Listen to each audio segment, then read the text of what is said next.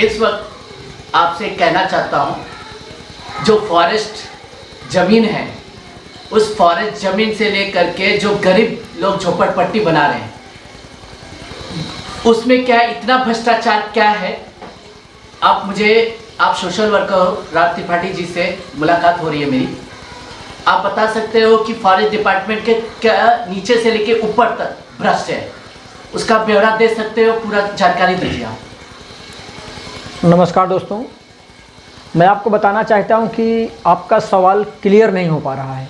हाँ। आप सवाल क्लियर करेंगे तो मैं क्लियर उत्तर भी दूंगा, क्योंकि जो बना रहे हैं वो बिल्डर लोग बना रहे हैं, गरीब जनता स्वतः नहीं बना रही है। क्योंकि गरीब जनता को वहाँ पर आदिवासी लोग पनपने नहीं देंगे, पनपने। वो एक खूंटा नहीं गाड़ सकता, एक खिल्ला नहीं गाड़ सकता फॉरेस्ट में जाके। हाँ। आदिवासी उसको खिल्ला नहीं गाड़ने देंगे। इसका मतलब आदिवासियों के मिली भगत से कोई सयाना बिल्डर फॉरेस्ट की ज़मीन को कब्जा करता है, ऐसा है।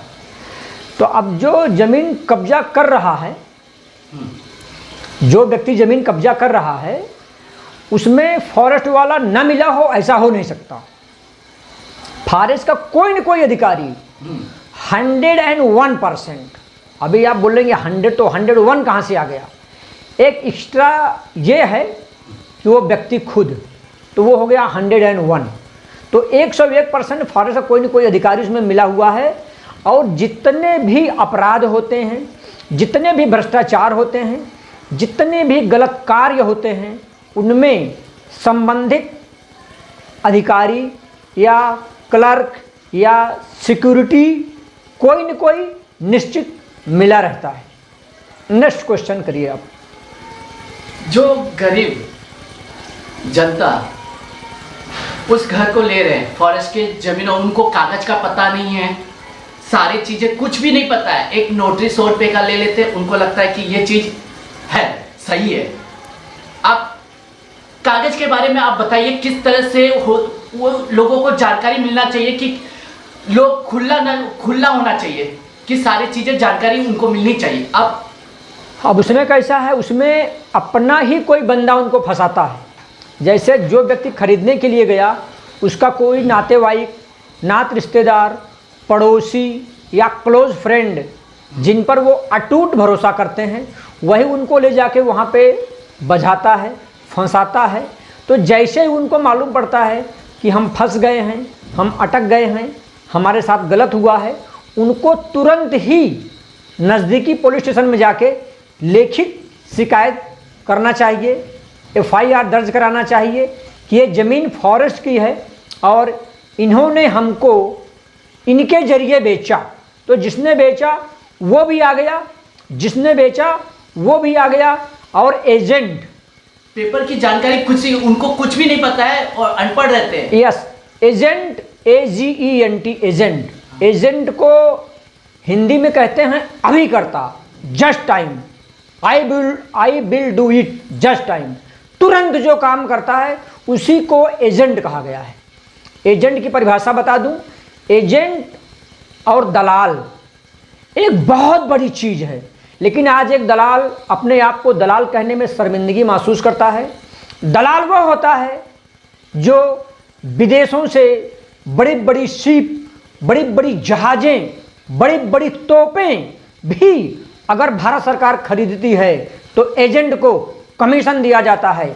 और एजेंट बीच में इसलिए रहता है ताकि कोई भी गड़बड़ी हो तो हम एजेंट को पकड़ सकें। कभी कभी किसी भी सौदे में एजेंट के न रहने पर भी बवाल उत्पन्न हो जाता है।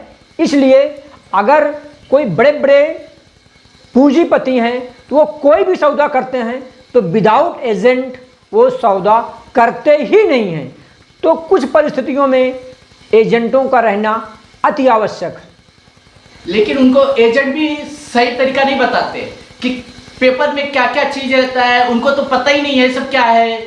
100 रुपये का स्टेपलर पे उनको लगता है सही है, इसमें लिखा है कि ये फॉरेस्ट की जमीन नहीं है, लेकिन उनको लग रहा है कि ये खेडूत का जमीन है। जब बाद में जब फंसते हैं तो लोगों को लगता है कार्रवाई, कभी महानगर पालिका से आयुक्त कार्रवाई करने के लिए बुलडोजर चला देते हैं। फिर उसके बाद पता चलता है कि ये फॉरेस्ट की जमीन है। इसमें कैसा है, महानगर पालिका का कार्य क्षेत्र अलग है, फॉरेस्ट का कार्य क्षेत्र अलग है। कभी कभी कहीं कहीं किन्हीं विशेष परिस्थितियों में दोनों को संयुक्त कार्रवाई करनी पड़ती है, लेकिन बहुत ही कम, रेयर ऑफ रेयरेस्ट केस में। बाकी जिसके हद में जो कार्य है वही कार्य करेगा।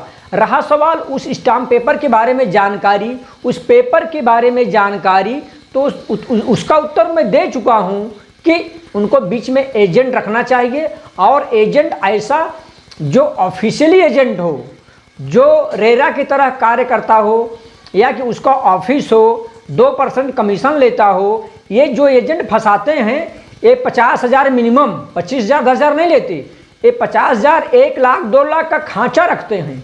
2 लाख की प्रॉपर्टी जो फॉरेस्ट में फ्री में किसी बिल्डर ने बनाया है, वो प्रॉपर्टी एक खांचे वाले एजेंट 10-10 लाख में बेच देते हैं। उसमें कोई तो भूमाफिया ऐसे हैं कि वो अपने एजेंटों को 50% तक दे डालते हैं।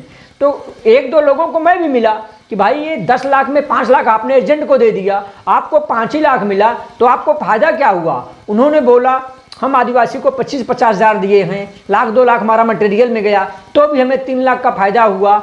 और वो आदमी बॉम्बे से पार्टी को पकड़ के लाता है तो हम उसको 50% दिए, हम सेटिस्फाई हैं। अगर वो खुद खुश हैं, उनका एजेंट खुश है, तो उसमें हम और आप क्या कर सकते हैं?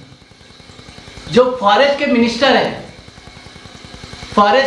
हैं महाराष्ट्र के, इतने सारे पेंडिंग रहते हैं, लेकिन वहां पे कोई कार्रवाई नहीं होती है।